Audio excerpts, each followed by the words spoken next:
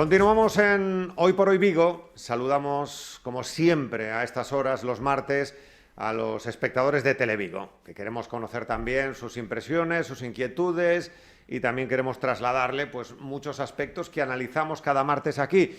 Y hoy vamos a acercarnos a algunas cifras que nos pueden llamar la atención. A otros, los expertos, los que están en el día a día, como nuestro invitado, dirán: a nosotros no nos llaman la atención. Seguramente llevamos mucho tiempo advirtiendo, ojo, que esta tendencia sigue así, esta tendencia está repuntando. Por ejemplo, os voy a dar algunos datos.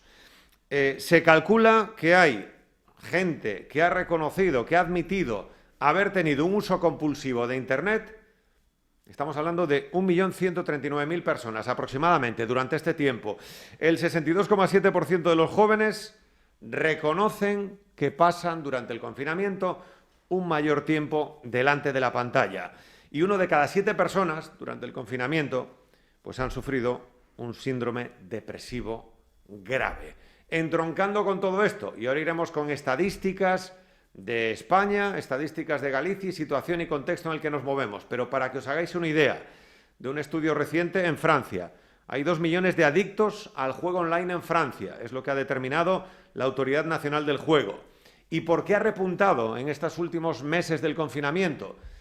Han hecho una macroencuesta en donde hay conclusiones que ahora nuestro experto Juan Lama seguramente nos dará luz sobre este asunto.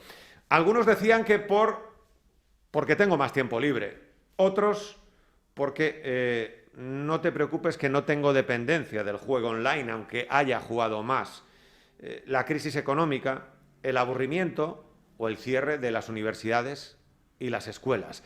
En tiempos de pandemia, ¿se ha incrementado o no se ha incrementado?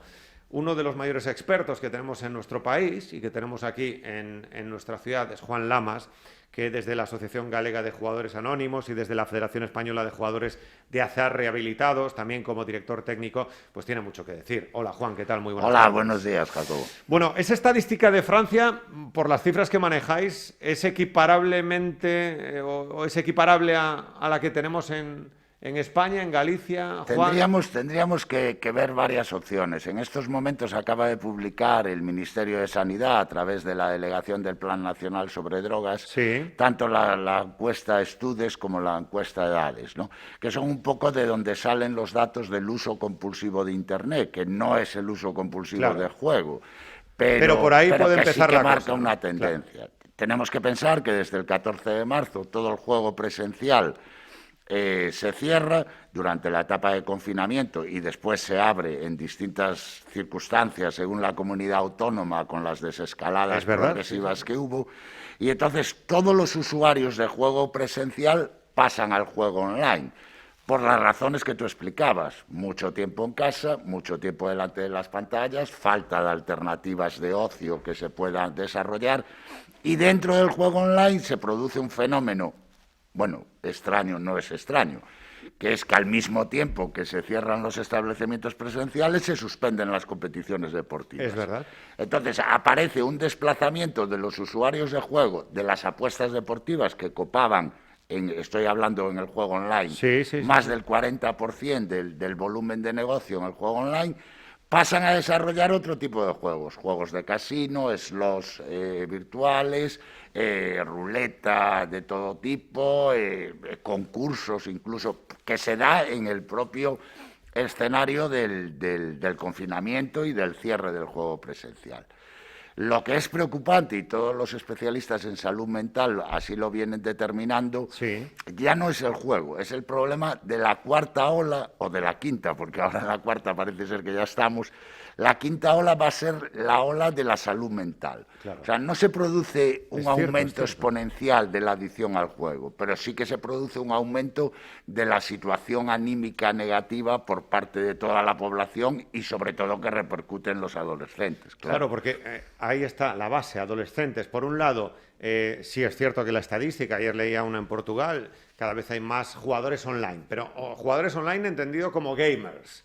Pero claro, dentro de los juegos, ahora tú puedes comprar recompensas, tú puedes comprar mejoras, tú puedes comprar armas, si es un juego, pues en este caso de estrategia, y esto les lleva a unas conductas que después, lo que decías tú, las apuestas online, no, pero si es meterle un eurito solo a que el Celta empata el jueves con el Real Arena, y después ganas un eurito 10 y dices, bueno, pues ahora otro eurito que le voy a apostar a tal, y de ahí al casino, póker online o ruletas, o el bingo online, ojo, que eso estamos hablando que son trituradoras de dinero en muy pocos segundos, ¿no? Que eso también es muy llamativo.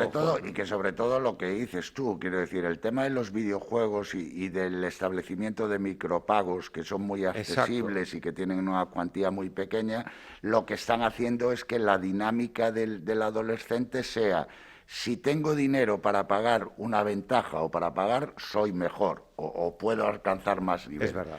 Si eso lo llevas a que en el medio de todo el videojuego, incluso los propios operadores muchas veces son los mismos a nivel de empresas internacionales y de lobbies internacionales, en el medio, bueno, pasar de comprar una herramienta a tener la posibilidad en una ruleta o en una máquina tragaperras, para esa edad es muy fácil. Y sobre todo a mí me gustaría destacar que no podemos permitir que nos pase como nos pasó con el juego de azar, que tuviéramos que esperar 7 años para el establecimiento de un decreto de publicidad que se aprobó en noviembre y que aún tiene un periodo de carencia y que aún seguimos viendo a todos los famosos y seguimos con los anuncios de televisión, que no veremos a partir, espero, que de mayo y de agosto, porque son los periodos que marca el Real Decreto de Publicidad y Comunicaciones Comerciales. Pero no podemos esperar que con los videojuegos nos pase exactamente lo mismo, que cuando ya tengamos una masa de personas con un problema de adicción o por lo menos con un problema de abuso, entonces tengamos que poner medidas restrictivas. Siempre será mejor que la prevención, sobre todo, empiece en esas edades. Y ahí entra el trabajo de los profesionales. Ahí está Juan Lamas, ahí está muchísima gente que hace un trabajo, y ahí quería referirme. Has hablado de adicción o estar con esos posibles cuadros. En la estadística de la encuesta del Observatorio Español de las Drogas y Adicciones, Juan, se calculaba ya que el 5,5% de las personas que han jugado online o presencial durante el 2020 presentaba un posible cuadro de juego patológico, que ya está incluso recogido por la OMS. ¿Qué se consideraría juego patológico? A ver, los criterios diagnósticos vienen marcados por el DSM-5, por el Manual de Enfermedades Mentales, tanto por la Asociación de Psiquiatría como por la Organización Mundial de la Salud, y entonces establece una serie de criterios, en este caso 9 criterios, de los cuales al cumplir 4 estaríamos hablando de juego problemático o incluso de trastorno por juego, que es lo que se llama, ¿no? Son muy equiparables a cualquier adicción con sustancia, quiero decir, el síndrome de abstinencia, la tolerancia cada vez aumentando, el utilizar, en este caso, el juego para escapar de los problemas. Y claro, en esta situación de incertidumbre, en el cual nadie sabe por dónde va a salir toda su situación personal, si al mismo tiempo tiene toda esa serie de reclamos, se va a producir primero una reiteración en el uso de ese, en este caso, de este comportamiento, y después, en base a esa reiteración y a las gratificaciones o pseudogratificaciones que uno pueda tener, pues la configuración de una patología, ¿no?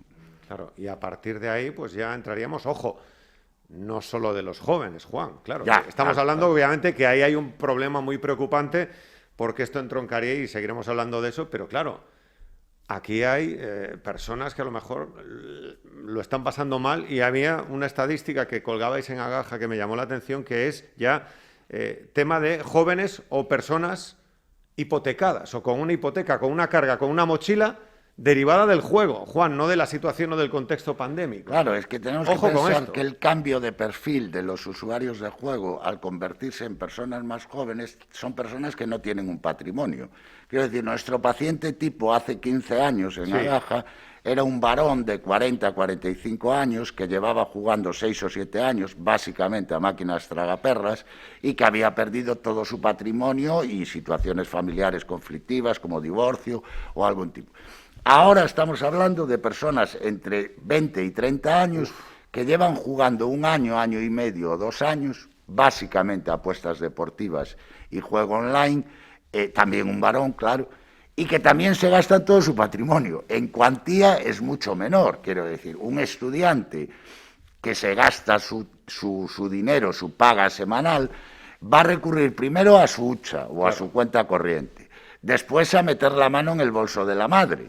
o a utilizar la tarjeta de crédito de sus padres o de sus hermanos. Que esto pasa. Claro. Y después, acto seguido, a la utilización de microcréditos, que también es otro tema que también tendremos que regular, porque esto de que a las 3 de la mañana te estén bombardeando con microcréditos que te los dan en 5 minutos sin ningún tipo de requisito, lo que hace es que una persona que está jugando con esos niveles de ansiedad, a golpe de clic solicita el préstamo y a los 10 minutos lo tiene. No, eso se va multiplicando y después nos encontramos con todas las consecuencias de los intereses abusivos y de cómo funcionan estas empresas de microcréditos, ¿no? ¿Y cómo se puede poner barreras, acotar o analizar? Juan, tú lo hablabas muy bien, ¿no? Se cierran las casas de apuestas o repunta el juego online. Se cierran las competiciones por la pandemia y, hombre, pues había a lo mejor carreras de galgos en Inglaterra o fútbol australiano en Australia que allí no tenían cerrado. Y se deriva a casino, a ruleta, a bingo, tal. Parece como rendijas, ¿no? O sea, si una cosa está más controlada, pues vamos a... Lo importante es ver el tema del juego de azar de una manera transversal y sobre todo en el aspecto de prevención. Claro. Quiero decir, yo siempre pongo el mismo ejemplo. O sea, el botellón nunca se va a arreglar mandando a la policía al botellón y disolviendo, porque la gente se desplaza a otro Totalmente sitio. de acuerdo. Se van de un lado y van a otro. Lo que hay es que educar y sobre todo dar alternativas de ocio. Mira, en una sociedad como es la del Estado español, en la cual el juego es exclusivamente un mero mecanismo recaudatorio, porque es el impuesto más dulce que pagamos todos los españoles, y no hay una visión de prevención o de las consecuencias negativas, lo que estamos haciendo es empujando a todo el mundo a utilizar. Los jóvenes en estos momentos, ¿por qué utilizan tanto los salones de apuestas como lugar de socialización y de normalización? Porque no hay alternativa. También. O sea, los teleclubs en los pueblos cerraron, las ofertas culturales cada vez van a menos. Entonces, lo que se empuja es a la utilización de esos espacios. Entonces, lo que tenemos que hacer como educadores, como sociedad, es ofrecer alternativas, no demonizar exclusivamente una actividad económica como es el juego de azar, que tiene su rendimiento y que está súper regulada. Pero sí ofrecer otro tipo de alternativas para evitar, sobre todo, las situaciones clínicas de patología. En entrevistas que te hicieron, en reportajes, en artículos, Juan, utilizabas términos que al final son realidad, ¿no? Y hablabas de preludopatía. Y esto también es muy interesante, ¿no? Porque a lo mejor el término ludopatía la gente lo tiene más suyo, ¿no? Más asimilado. La preludopatía está ahí. Lo que hay es que intentar prevenir, ¿no? Que es lo que trabajáis vosotros con las administraciones para, por favor, vamos a intentar evitar que esto se pueda producir. Es un poco el concepto que lo marca también el DSM-5 del juego problemático, quiero decir. No estamos hablando de una persona que tenga las características clínicas para identificarlos con un diagnóstico de trastorno por juego, pero sí que estamos hablando de un adolescente, y siento referirme a los adolescentes, pero es que la tendencia es esa, que los pacientes cada vez son más jóvenes, que empieza a tener comportamientos, bueno, por utilizar un término coloquial, raro, ¿no? El típico adolescente que se pasa mucho tiempo en su habitación, que cuando lo llamas para comer no quiere comer, que empieza a responder de una manera agresiva a su entorno familiar, que tiene un bajo rendimiento escolar. Es decir, no estamos hablando de una persona ludópata o no estamos hablando de alguien con una patología clínica, pero sí que estamos hablando con unas consecuencias negativas a su propia evolución. Cuanto antes intervengamos en esa situación desde el punto de vista de educación. Mira, te voy a contar un dato anecdótico porque me llamó la atención. El otro día me invitaron a una charla, una asociación de Vigo, para un taller sobre el uso de las nuevas tecnologías, ¿no? Y cuando me conecté, porque claro, ahora todas las charlas son por Zoom y todas estas cosas, me encontré que era una asociación que había nacido en un centro de salud reivindicando la lactancia materna. Entonces me encontré a personas con hijos de 4 o 5 años. Y en principio me asusté, dije, ¿qué les voy a contar a niños de 5 años? Quiero decir, ¿cómo les voy a presentar el demonio a los niños de 5 años? Bueno, pues después resultó una charla totalmente amena, muy instructiva y sobre todo que va en el enfoque de prevenir, quiero decir. Claro. Los niños de 4 años, para que coman, les ponemos el móvil. Entonces, hay que reflexionar qué es lo que estamos haciendo. Para que no moleste mientras nos tomamos el café en la terraza. Ponle la tablet. El canguro más productivo que tenemos.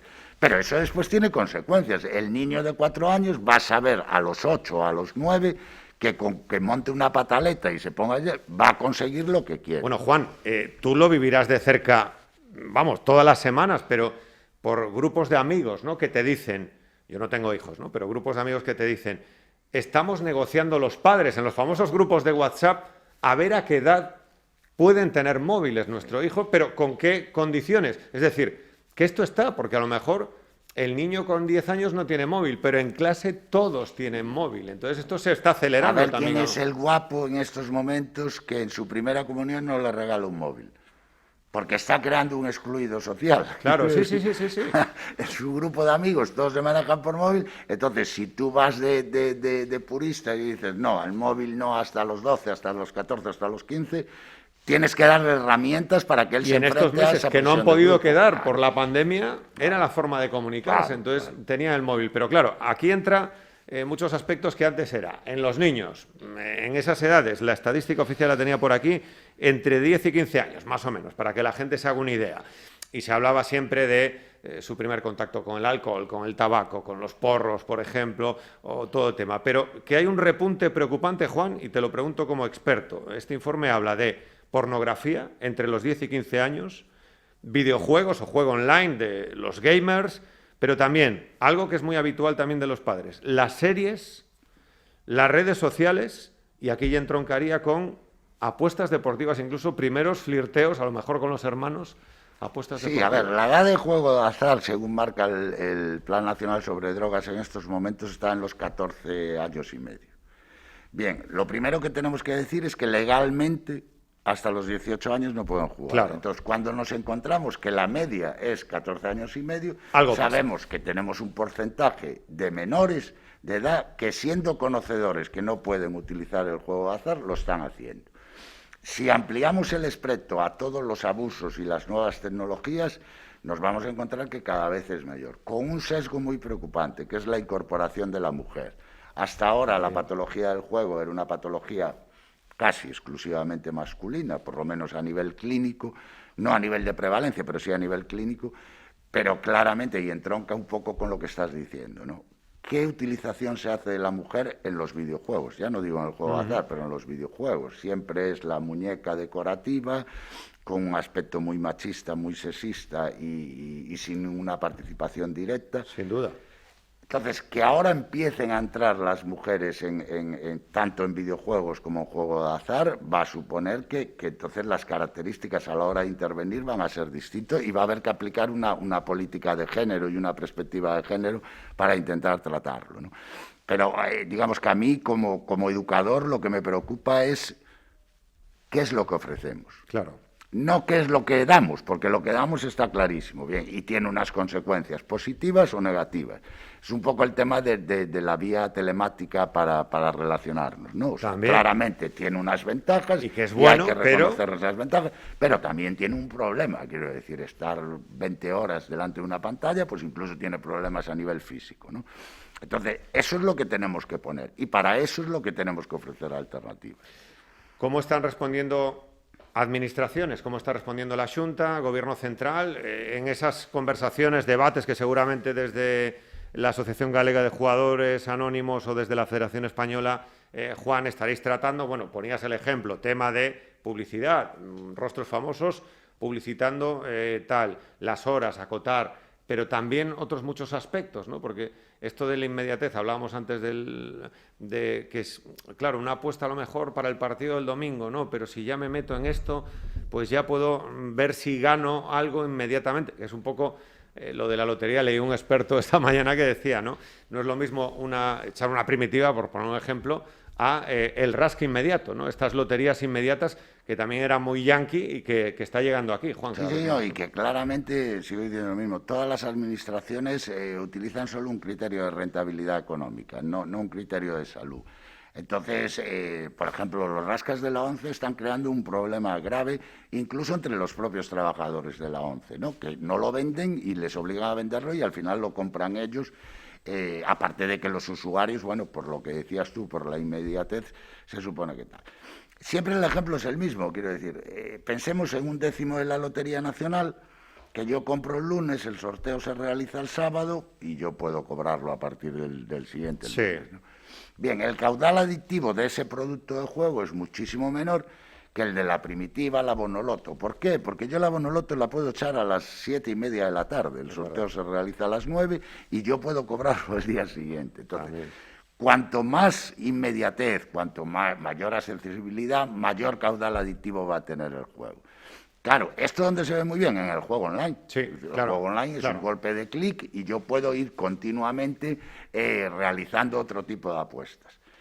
Los operadores son muy listos. Nosotros en la legalización de la Ley 13/2011 reivindicamos que las apuestas fueran terminalistas, o sea, que yo apostara al resultado final de un partido, Celta-Depor. No a los corners, al minuto en el que vas a saber. El problema es que eso se desfasó.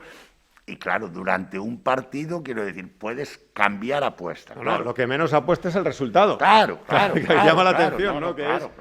Número de córneres, número de faltas. Con lo que menos juegan es al décimo de la Lotería Nacional y se juega mucho más al euromillón o a la primitiva. Claro. Por ese tipo de respuesta inmediata. Entonces, sí que en legislación tenemos que intentar cambiar y tenemos que intentar no hacer el decreto de publicidad, que sí que está bien y que nosotros presentamos alegaciones y lo apoyamos, pero ahí falta toda la parte de prevención y toda la parte de filosofía y de transmisión de valores a la sociedad, ¿no?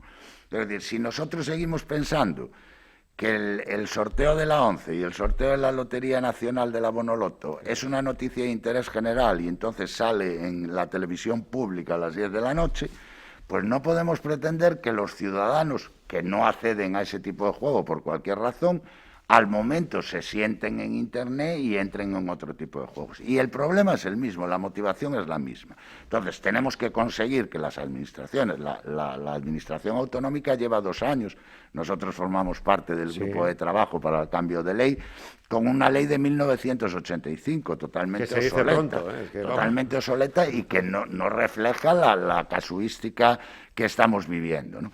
Bien, siempre hay problemas, se va retrasando, los operadores se manifiestan en contra, nosotros aportamos algún elemento de prevención, sobre todo, y de reparación de daño, sobre todo, y bueno, y ahí estamos.